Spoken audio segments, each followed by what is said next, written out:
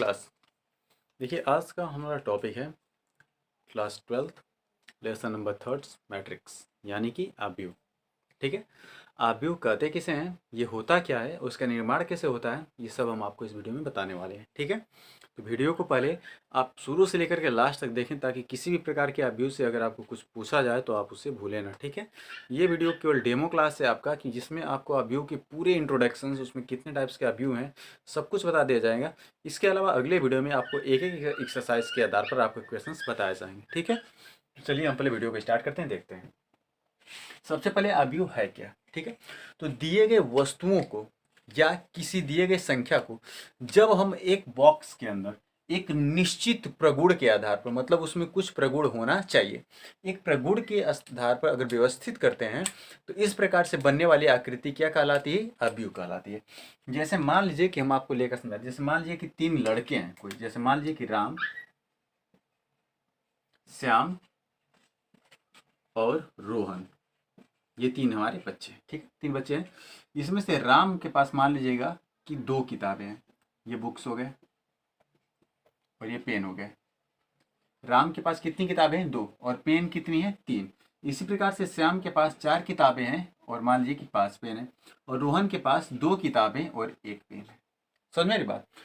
यानी किसी दिए गए व्यक्ति द्वारा जो वस्तु होती है, जो संख्या होती है, उनको अगर मान लीजिए कि इन सभी संख्याओं को अगर हम एक बॉक्स में ऐसे अगर अरेंज कर दें, एक बॉक्स में क्या कर देते हैं, अरेंज कर देते हैं, तो इसे ही क्या कहते हैं, हम आव्यूह कहते हैं। आव्यूह इसलिए होता है क्योंकि इसमें जो क्षैतिज रेखाएं होती है, ध्यान दीजिएगा, जो क्षैतिज रेखा, क्षैतिज, इन्हें हम पंक्ति कहते हैं। क्षैतिज चीजों को क्या बोलते हैं, पंक्ति। और जो ऊर्ध्वाधर होता है, क्या होता है, ऊर्ध्वाधर, नीचे देख लीजिए, जो ऊर्ध्वाधर होता है इसे हम बोलते हैं स्तंभ। क्या बोलते हैं, स्तंभ। ठीक है, तो जो क्षैतिज चीजें होती हैं उन्हें क्या बोलते हैं, पंक्ति बोलते हैं, और जो ऊर्ध्वाधर होती है उन्हें क्या बोलते हैं, स्तंभ। और क्षैतिज क्या होती है और ऊर्ध्वाधर क्या होती है आपको पता है। जैसे मान लीजिए कि जो ब्लैक बोर्ड है, ऐसे जो व्यवस्थित ब्लैक बोर्ड जो व्यवस्थित किया गया है इस प्रकार से है, लंबवत, इस सॉरी जो इस प्रकार से रेखा है, इसे हम क्या बोलेंगे, क्षैतिज। और हम जो खड़े हैं इस पे, यानी इस प्रकार से खड़े हैं ना, तो इसे क्या बोलेंगे, ऊर्ध्वाधर। तो जो लंबवत चीजें होती हैं, जो बिल्कुल खड़ी होती हैं, स्ट्रेट जो होती हैं, उन्हें हम क्या बोलते हैं, ऊर्ध्वाधर बोलते हैं। और जो ऐसे लेटी होती हैं, जैसे ब्रेंच वगैरह हो गया, उससे क्या बोलते हैं हम लोग, क्षैतिज बोलते हैं। तो ये रेखा कैसी है, क्षैतिज है, और ये रेखा कैसी है, ऊर्ध्वाधर है।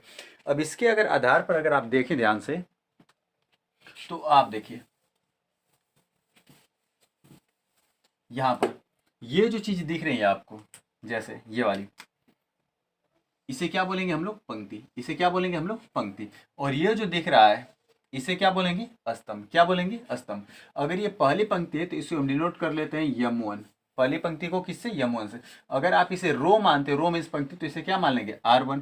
ये कौन सी पंक्ति होगी, दूसरी, तो क्या मानेंगे, R2। और ये कौन सी पंक्ति होगी, तीसरी, तो इसे क्या मान लेंगे, R3। ये कौन सी, दूसरी। अब अगर ये मान लीजिए कि आपका स्तंभ है तो स्तंभ को क्या बोलते हैं, कॉलम, तो इसे क्या मान लेंगे, C1। और ये आएगा तो इसे क्या मान लेंगे, C2। यानी अगर इसके अगर आव्यूह मानते हैं तो इस आव्यूह में पंक्ति की संख्या कितनी है, 3। कौन कौन सी, R1, R2 और R3। और अगर कह दे स्तंभों की संख्या कितनी है, तो 2। कौन सा, C1 और C2। तो आव्यूह समझ में आ रहा है। जब भी दिए गए वस्तुओं को आप अरेंज करते हैं, जैसे मान लीजिए इसी को हम दूसरे तरीके से अरेंज कर लेते हैं, जैसे कह देंगे कि ये हमारा बुक्स हो गया और ये पेन हो गए, ये हो गया राम, यहां हो गया श्याम, और ये हो गया रोहन। राम के पास बुक कितनी थी, 2, और पेन कितनी थी, 3। श्याम के पास कितनी बुक थी, 4, और पेन कितनी थी, 5। रोहन के पास कितनी बुक थी, 2, और पेन कितना था, 1। अब इस प्रकार से हो गया। इसे भी अगर एक बॉक्स में अगर हम अरेंज कर देंगे तो इस प्रकार से बनने वाला जो संख्यात्मक जो चित्रण होगा उसे क्या बोलेंगे हम लोग, आव्यूह बोलेंगे। क्या बोलेंगे, आव्यूह। तो आव्यूह है क्या, कि दिए गए संख्या या वस्तुओं को एक निश्चित गुण के आधार पर पंक्ति और स्तंभों के रूप में एक बॉक्स के अंदर जो व्यवस्थित करना या रखना, है क्या कहलाता है, आव्यूह कहलाता है, मैट्रिक्स कहलाता है। अब अगर आप इसमें अगर ध्यान से देखेंगे तो ये रेखा हमारी क्षैतिज है, और जो क्षैतिज रेखा है इसे क्या बोलते हैं, पंक्ति। क्या बोलते हैं, पंक्ति। पंक्तियों किसे नोट करते हैं, R से, रो होता है, पंक्ति यानी रो। तो यानी ये हमारी पहली पंक्ति, तो इसे क्या मान लेंगे, R1। ये कौन सी पंक्ति होगी, दूसरी, तो इसे क्या मान लेंगे, R2 मान लेंगे।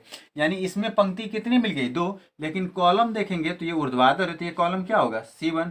इसे कॉलम क्या मान लेंगे C2 और इसे कॉलम क्या मान लेंगे C3।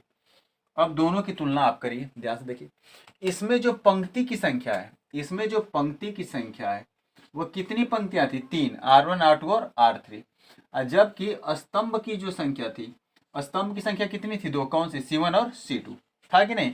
अब इसमें उल्टा हो गया, क्या हो गया कि इसमें जो पंक्ति हैं इनकी संख्या कितनी है, 2, R1 और R2, लेकिन जो स्तंभ हैं इनकी संख्या कितनी हो गई है, 3। आए बस समझ में। तो इसमें देखिए निश्चित नहीं होता है कि पंक्ति 3 है तो पंक्ति 3 ही रहेगी, हम उसे अरेंज करके जो बदल भी सकते हैं। बट ये चीज़ होता है कि जो संख्याएं होती हैं, जो वस्तुओं की संख्याएं या जो भी संख्या दी जाएगी, अगर उसे हम एक बॉक्स के अंदर अगर एक निश्चित क्रम में व्यवस्थित करते हैं और उसे एक बॉक्स के अंदर रख लेते हैं जिसमें पंक्ति और स्तंभों की संख्या के रूप में अगर व्यवस्थित किया जाता है, तो इस प्रकार के जो चित्रण हमें पाए जाते हैं उन्हें क्या बोलते हैं, हम लोग आव्यूह बोलते हैं। क्या बोलते हैं, आव्यूह।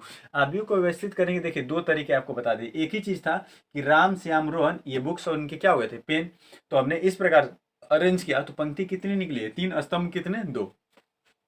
लेकिन वही राम श्याम और रोहन को अगर इस प्रकार से अरेंज किया तो पंक्ति की कितनी संख्या, 2, और स्तंभ की संख्या कितनी आई है, 3 आ गई है। समझ में आ रही बात। अब जो ये आपको तो हो गया आव्यूह का इंट्रोडक्शन कि आव्यूह है क्या। अब हम लोग देखते हैं कि आव्यूहों को कैसे अरेंज करते हैं, इसमें निर्माण कैसे होता है, इसकी रचना कैसे की जाती है। ठीक है, तो इसको हम मिटा करके आपको हम समझाते हैं आगे। ठीक है, अब जैसे मान लीजिएगा, देखिए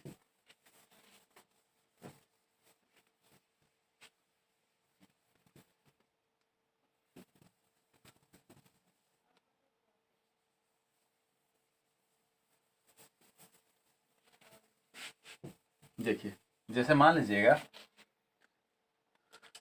कि अगर कोई हमें दिया गया है मैट्रिक्स इस प्रकार से, जैसे आव्यूह एक दिया गया है, ध्यान से देख लीजिए।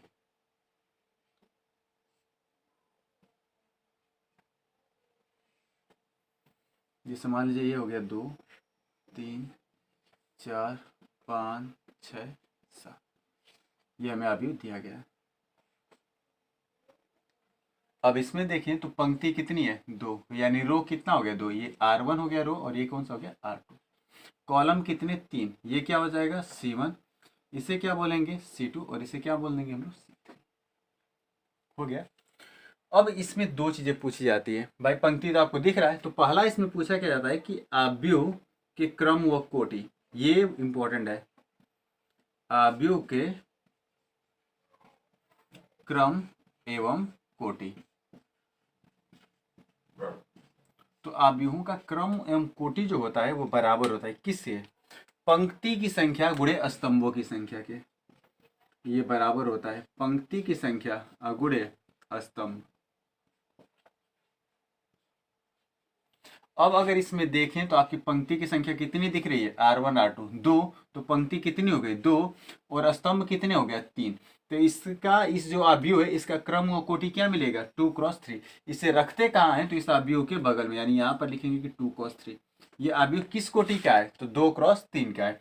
अगर मान लीजिए कि वही आपको अगर इस प्रकार से हम दे देते, जैसे 5 4 2 3 3, ये हो गया। अब अगर इस आव्यूह में अगर आप देखें तो इसमें जो पंक्ति की संख्या यानी ये R1, इसे हम R2 और इसे क्या मान लेंगे, R3, और ये हो गया स्तंभों की संख्या C1 और इसे क्या मान लेंगे, C2 मान लेंगे। अगर इसका क्रम व कोटि पूछा जाए, क्या पूछा जाए, क्रम एवं कोटि। अगर इसका क्रम एवं कोटि पूछा जाए तो इसमें क्रम की संख्या यानी पंक्तियों की संख्या, क्या होता है क्रम और कोटि, पंक्ति गुणे स्तंभ। अब इसमें पंक्ति कितनी है, 1 2 3, तो ये हो गया 3, और गुणे स्तंभ कितने दिख रहे हैं, 2, तो क्या हो गया 3 क्रॉस 2, यानी इसका क्रम व कोटि क्या निकल गया है, 3 क्रॉस 2 का। क्या निकल गया है, 3 क्रॉस 2 का निकल गया है। निकला है कि नहीं। इसे रिप्रेजेंट करेंगे तो यहाँ पर रख लेंगे कि ये हो गया 3 क्रॉस 2, ये इसका क्या निकलेगा, क्रम एवं कोटि निकल जाएगा। तो अगर कोई आव्यूह दिया जाए और उसका क्रम एवं कोटि पूछेगा तो आप बता सकते हैं कि नहीं, कि जो उसमें पंक्ति की संख्या होती है और जो उसमें स्तंभों की संख्या होती है, तो पंक्ति की संख्या गुणे स्तंभों की संख्या के गुणनफल को ही हम क्या बोलते हैं, आव्यूह के क्रम अथवा कोटि बोलते हैं। देखिए इसका कभी गुणा नहीं किया जाता, 2 3 6 नहीं लिखेंगे, इसको हम 2 क्रॉस 3 के रूप में लिखेंगे, और इसे क्या लिखेंगे, 3 क्रॉस 2, ये ऐसे ही लिखा जाएगा क्रम कोटि। समझ में आ रही बात। तो ये हो गया। अब जो आव्यूहों के जो एलिमेंट्स होते हैं वह कैसे होते हैं, वो अब देखिए ध्यान से। जैसे मान लीजिए कि इसको हम इरेज कर देते हैं। अब देखिए क्रम और कोटि समझ में आ गया कि अवयवों में पंक्तियों की संख्या गुणे स्तंभों की संख्या के मान को ही क्या बोलते हैं, क्रम एवं कोटि कहते हैं। बस इसके मान का गुणा नहीं किया जाता कि 3 दूनी की 6 ऐसा करके नहीं लिखा जाएगा, ये 2x3 के रूप में ही रहेगा, या 3x2 के रूप में ही रहेगा, जैसे ये लिखा गया। ठीक है, अब देखिए इसका रचना कैसे होता है। तो इसमें होता क्या है, देखिए इसको मैनेज कर देते हैं।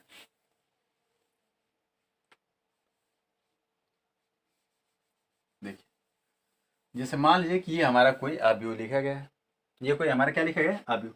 तो अवयवों की जो रचना होती है, यहाँ पर हम लिख रहे हैं अवयव का रचना, वो होता कैसे है, अवयव की रचना।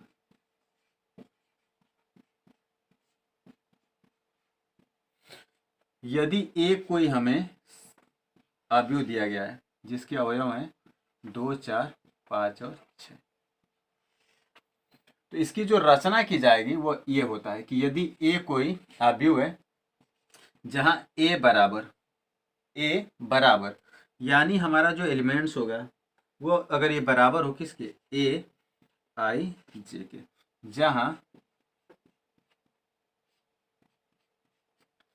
आई जो है यह पंक्ति को डिनोट करेगी और जो जे है यह स्तंभ को डिनोट करेगा। यहां से देखिएगा, आई किसको डिनोट करती है, पंक्ति को, और जे किसको डिनोट करता है, स्तंभ को। अगर पंक्ति व स्तंभ के अगर अकॉर्डिंग अगर इसे अगर हमें समझना है, देखिए हम इसको थोड़ा सा दूर दूर लिख देते हैं। ठीक है, ये हो गया। तो सबसे पहले इसमें अगर अवयव पूछ दिया जाए, जैसे जो पहला अवयव होता है इसमें ये पंक्ति कौन सी थी, देखिए पंक्ति कौन सी थी, पहली, और ये पंक्ति कौन सी थी, दूसरी। ये कॉलम कौन सा है, पहला, यानी स्तंभ पहला। ये स्तंभ कौन सा है, दूसरा, और ये स्तंभ कौन सा है, तीसरा। तो ए आई जे का जो मान होता है, ए आई जे, अगर इसमें कह देगा कि पहली पंक्ति यानी आई का मान 1 पहली पंक्ति, और स्तंभ यानी पहला, तो पहली पंक्ति और पहला स्तंभ यानी A11 का मान, पहली पंक्ति व पहला स्तंभ। तो पहली पंक्ति कौन सी है, ये, और पहला स्तंभ कौन सा है, ये। तो पहली पंक्ति व पहले स्तंभ से घिरा अवयव कौन सा होगा, 2। तो A11 का मान कितना निकल जाएगा आपका, 2 निकल जाएगा। वही अगर हम कह देंगे कि A21, अब ध्यान से देखिएगा, यानी आई का मान 2, आई मतलब पंक्ति का मान दूसरा, और जे स्तंभ का मान पहला। तो पंक्ति कौन सी है, ये 2, और स्तंभ कौन सा है, पहला। तो भाई पंक्ति ये दूसरी हो गई और स्तंभ भाई पहला, यही होगा। तो इसमें एलिमेंट्स क्या गिर गया, 5, यानी A21 का मान क्या निकल रहा है, 5 निकल रहा है। इसी प्रकार से अगर कह देगा कि A22, यानी अब यहाँ पर पंक्ति कौन सी हो गई भाई, आई का मान भी कितना होगा, इससे तुलना करेंगे आप, तो आई का मान भी कितना लिखा गया, 2, और जे का मान भी कितना हो गया, 2। तो पहली दूसरी पंक्ति और दूसरा स्तंभ, तो दूसरी पंक्ति ये हो गया और स्तंभ दूसरा ये हो गया। अब दूसरी पंक्ति और दूसरे स्तंभ से घिरा हुआ अवयव कौन सा दिख रहा है आपको, 6। तो इसलिए A21 का मान क्या निकल जाएगा, 6 निकल जाएगा। इसी प्रकार से अगर हम कह देंगे कि A23, सॉरी मान लीजिए कि A23, चलिए ठीक है, A23 देख लीजिए। अब इसमें अगर देखें A23 की तुलना अगर ए आई जे से करेंगे आप, तो आई का मान कितना, 2, और जे का मान कितना, 3। यानी जो पंक्ति होगी वो कौन सी थी, दूसरी, लेकिन जे स्तंभ कौन सा, तीसरा। तो दूसरी पंक्ति ये है, लेकिन स्तंभ जो है तीसरा ये होगा। तो इससे घिरा हुआ एलिमेंट्स क्या दिख रहा है आपको, 7, यानी A23 का मान क्या हो जाएगा, 7 हो जाएगा। तो इस प्रकार से अगर कोई अवयव दिया जाए, अगर उसमें एलिमेंट्स पूछा जाए कि इसमें A11 का मान कौन सा है, A12 का मान कौन सा है, A23 का मान कौन सा है, तो इस मान को आप बता सकते हैं कि नहीं बता सकते भाई, बिल्कुल ईजी है, आप बता सकते हैं भाई। कोई भी एलिमेंट्स आएंगे तो किस प्रारूप के आएंगे, ए आई जे के रूप में आएंगे, जिसमें पहली क्या होगी, पंक्ति, और दूसरा क्या होगा, स्तंभ।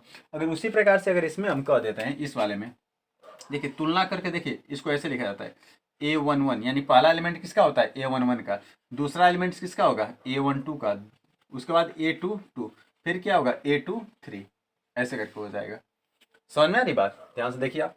अगर मान लीजिएगा, इसमें कहने का मतलब ये है कि पहली पंक्ति और पहला स्तंभ, तो पहली पंक्ति और पहला स्तंभ कौन सा दिख रहा है, 2, भाई पंक्ति भी पहली यही होगी, ये पहली पंक्ति हो गई और ये पहला स्तंभ हो गया। दोनों से घिरे हुआ एलिमेंट्स क्या मिल गया हमें, 2। तो ये किसका मान हो गया, A11 का मान हो गया, दिख रहा है आपको।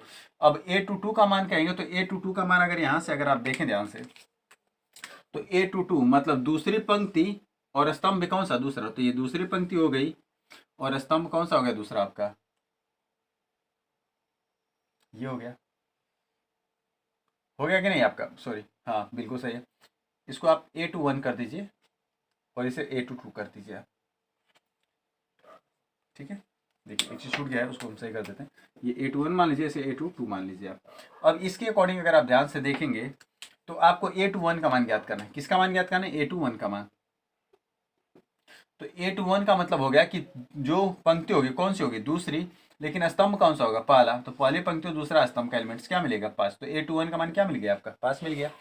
अब इस प्रकार से अगर आप A22 का मान अगर यहाँ पर फाइंड आउट कर लेते हैं, आप किसका मान फाइंड आउट कर लेते हैं? A22 का, यानी दूसरी पंक्ति और कौन सा स्तंभ? दूसरा स्तंभ।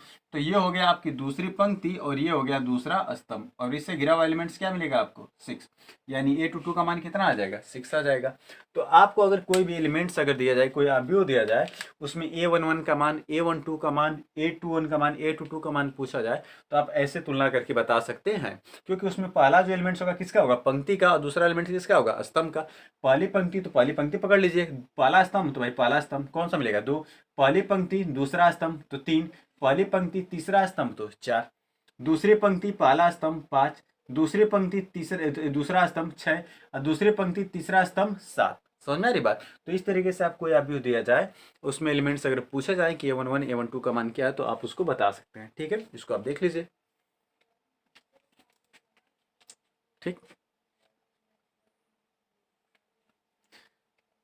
चलिए अब हम लोग जो है अवयवों के प्रकार के बारे में पढ़ लेते हैं। उसके बाद हम इसके बाद नेक्स्ट वीडियो जो बताएंगे तो उसमें अवयव की रचना के बारे में कैसे बताएंगे, कैसे कैसे करना है आपको। ठीक है, चलिए देख लीजिए, इसमें बढ़ाते हैं हम।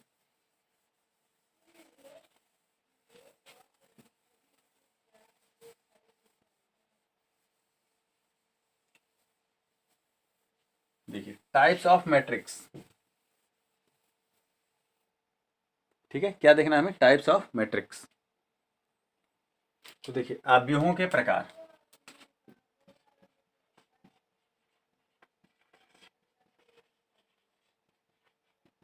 अवयवों के प्रकार। अब अवयवों के प्रकार में अगर आप इसे पढ़ना चाहें तो इसमें कई प्रकार के अवयव आते हैं। ठीक है, पहला हमारा आ जाता है वो है पंक्ति अवयव। कौन सा आएगा? पंक्ति अवयव, जिसे रो मैट्रिक्स कहते हैं। रो मैट्रिक्स क्या आएगा? पंक्ति अवयव आ जाएगा। दूसरा आ जाएगा आपका स्तंभ अवयव। पहले पंक्ति अवयव है क्या? तो वह अवयव जिसमें केवल एक पंक्ति हो, जिसमें केवल एक पंक्ति हो।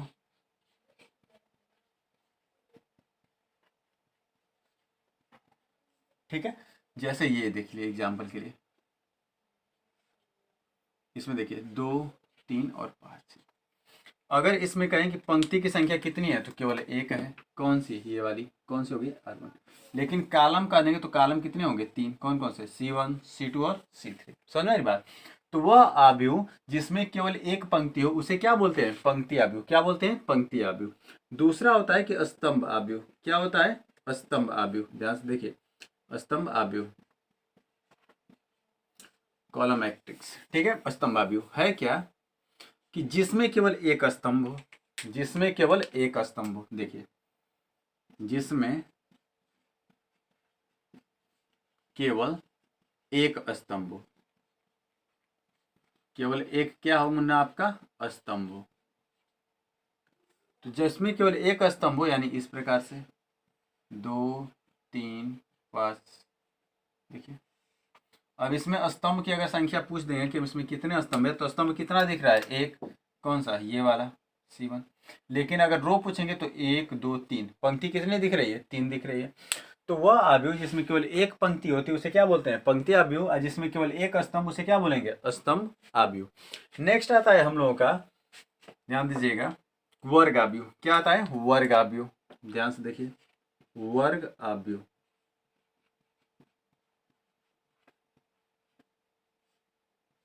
Square matrix. स्क्वायर मैट्रिक्स वर्ग अवयव है क्या? वह अवयव जिसमें पंक्तियों की संख्या बराबर हो स्तंभों की संख्या के। वह अवयव जिसमें पंक्ति की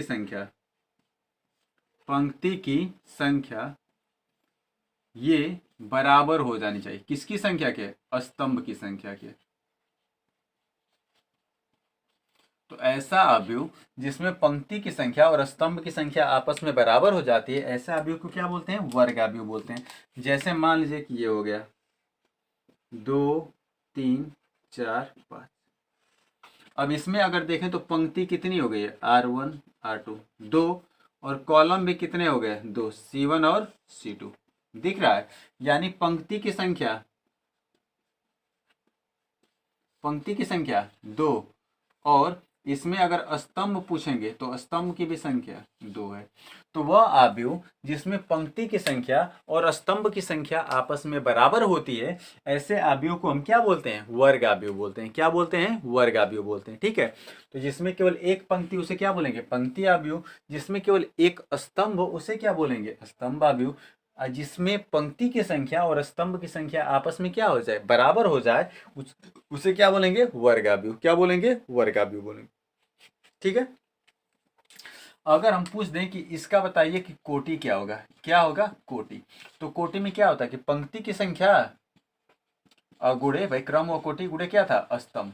तो इसमें अगर आप ध्यान से देखें तो इसमें जो है पंक्ति की संख्या कितनी दिख रही है? भाई पंक्ति केवल एक है तो एक होगा, लेकिन स्तंभ कितने? 3, 1 2 3। तो इसकी कोटि क्या निकलेगी? 1 × 3। इसमें अगर हम कह देंगे कि इसमें जो है पंक्ति की संख्या कितनी आपको दिख रही है? तो 1 2 3 भाई R1 R2 R3। तो पंक्ति कितनी हो गई? 3, और स्तंभ कितना है? 1। तो इसकी क्रम और कोटि क्या निकलेगी? 3 × 1। लेकिन इसमें अगर हम देखें तो पंक्ति की संख्या भी 2 और स्तंभ की संख्या भी 2, तो इसकी कोटि क्या निकल जाएगी? 2 × 2। समझ में आ रही बात? तो क्रम और कोटि भी ऐसे हम ज्ञात कर सकते हैं। ठीक। अब अगला देखिए कौन सा अवयव आता है, इसको मेरेज कर देते हैं।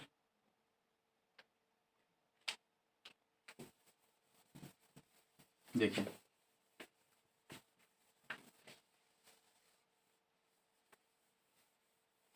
देखिए नेक्स्ट है हम लोगों का विकर्ण अवयव, डायगोनल मैट्रिक्स। क्या होता है? विकर्ण अवयव। देखिए विकर्ण अवयव, डायगोनल मैट्रिक्स। डायगोनल मैट्रिक्स होता है क्या है कि वह अवयव जिसमें मुख्य विकर्ण को छोड़ करके, वह अवयव जिसमें मुख्य विकर्ण को छोड़ करके शेष अवयव 0 हो जाते हैं, उसे हम विकर्ण अवयव कहते हैं। जैसे मान लीजिए कि 2 0 0 3 0 4 0 0 0 5। इसमें अगर आप देखें तो मुख्य विकर्ण आपको दिख रहा होगा, ये वाला भाग, इसे हम मुख्य विकर्ण कहते हैं। ठीक है। इस मुख्य विकर्ण को छोड़ करके बाकी जितने भी एलिमेंट्स हैं सभी क्या है? 0 है। तो वह अवयव जिसमें मुख्य विकर्ण को छोड़कर सभी एलिमेंट्स क्या हो जाए? अवयव 0 हो जाए। देखिए मुख्य विकर्ण को छोड़कर, विकर्ण को छोड़कर सब 0 हो, सब क्या हो जाए? 0 हो जाए। ठीक है। तो जब मुख्य विकर्ण को छोड़कर बाकी सब 0 हो जाएंगे तो ऐसे अवयव को क्या बोलेंगे? विकर्ण अवयव। क्या बोलेंगे बाबू? विकर्ण अवयव बोलेंगे हम। देखिए अगला है हम लोगों का अदिश अवयव। क्या है? अदिश अवयव। अदिश अवयव। और इसके बाद हम लोगों का जो है वो है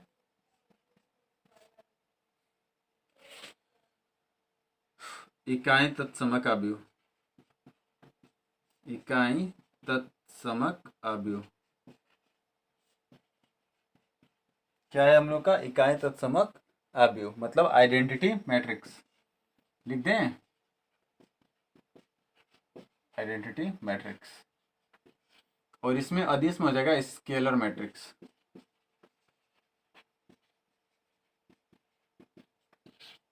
ठीक है, देख लीजिए। वह अवयव जिसमें मुख्य विकर्ण के अवयव एक हो। मुख्य विकर्ण के अवयव क्या हो? एक हो। जैसे 2 0 0 0 2 0 और 0 0 2। अगर इसमें आप देखें तो मुख्य विकर्ण के अवयव एक हो। मुख्य विकर्ण के अवयव एक हो। क्या हो? एक हो। अगर इसमें आप मुख्य विकर्ण के अवयव को अगर आप देखें तो यहाँ भी 2 है, यहाँ भी 2 है, और यहाँ भी क्या है? 2। तो जब किसी अवयव में मुख्य विकर्ण के अवयव एक होंगे, दो हैं तो दो, दो तीन है तो तीन, तीन चार है तो चार चार, तो ऐसे अवयव को क्या बोलेंगे हम लोग? अदिश अवयव। और मुख्य विकर्ण को छोड़ करके शेष अवयव क्या होंगे? जीरो हो, और मुख्य विकर्ण के सभी अवयव एक हों, कौन सा अवयव? अदिश अवयव। और जब मुख्य विकर्ण को छोड़कर केवल शेष अवयव जीरो हो और मुख्य विकर्ण के अवयव एक समान न हो, मतलब अलग अलग हो, तो उसे क्या बोलेंगे? विकर्ण अवयव, मतलब डायगोनल मैट्रिक्स। क्या बोलेंगे? विकर्ण अवयव यानी डायगोनल मैट्रिक्स बोलेंगे। अब है इकाई तत्समक का अवयव। तो ये होता क्या है कि वह अवयव जिसमें मुख्य विकर्ण का मान केवल एक हो, मतलब ये 0 0 0 1 0 और 0 0 1। अगर आप इसमें देखें मुन्ना, तो यहाँ भी एक है, यहाँ भी एक, और यहाँ भी क्या है? एक है। मुख्य विकर्ण के अवयव केवल कितने हैं? एक एक एक हो। तो ऐसा अवयव जिसमें मुख्य विकर्ण के अवयव केवल एक होते हैं और शेष अवयव जीरो होते हैं, ऐसे अवयव को हम क्या बोलते हैं? इकाई तत्समक अवयव। क्या बोलते हैं? इकाई तत्समक अवयव। मतलब मुख्य विकर्ण को छोड़ करके शेष अवयव जीरो हो और जो मुख्य विकर्ण हो वो केवल कितना हो? एक एक हो, तो ऐसे अवयव को क्या बोलेंगे? इकाई तत्समक अवयव। और इसे प्रायः कैपिटल आई से व्यक्त करते हैं। इसे किसे रिप्रेजेंट करते हैं? कैपिटल आई से व्यक्त किया जाता है। किसको? इकाई तत्समक अवयव को। दूसरा एक और इसमें ध्यान दीजिएगा कि एक होता है कि जीरो वेक्टर, मतलब शून्य अवयव। ध्यान से देख लीजिए कौन सा होता है? शून्य अवयव। नाम से ही पता चल रहा है कि ऐसा अवयव जीरो वेक्टर, यानी जिसके सभी एलिमेंट्स क्या हो जाएं? शून्य हो जाएं, सभी एलिमेंट्स क्या हो जाएं? जीरो हो जाएं। जैसे ये देख लीजिएगा, ये भी जीरो, ये भी जीरो, ये भी क्या होगा? जीरो। तो ऐसा अवयव जिसके सभी अवयव शून्य होते हैं, ऐसे अवयव को क्या बोलते हैं हम? शून्य अवयव। क्या बोलते हैं? शून्य अवयव। ठीक है। तो आपके टाइप्स ऑफ मैट्रिक्स में इतने तरह के अवयवों के बारे में आपको जानकारी होनी चाहिए। विकर्ण अवयव क्या होता है, वर्ग अवयव क्या होता है, पंक्ति अवयव क्या है, स्तंभ अवयव क्या है, इकाई तत्समक अवयव क्या है, अदिश अवयव क्या है। अगर इतने आपको पता है तो आप अवयव के बारे में क्वेश्चन आसानी से लगा सकते हैं। ठीक है। तो आज की वीडियो में इतना ही। अगले वीडियो में हम मिलेंगे नए टॉपिक्स के साथ। इसी के अगले मतलब पार्ट्स के बारे में हम लोग सीखेंगे कि अवयव की रचना कैसे की जाती है, अवयवों में समानता क्या होती है, ये सारी चीज़ों के बारे में हम अगले वीडियो में देखेंगे। तब तक आप इस चीज़ों को रिवाइज कर लीजिए। ठीक है, चलिए।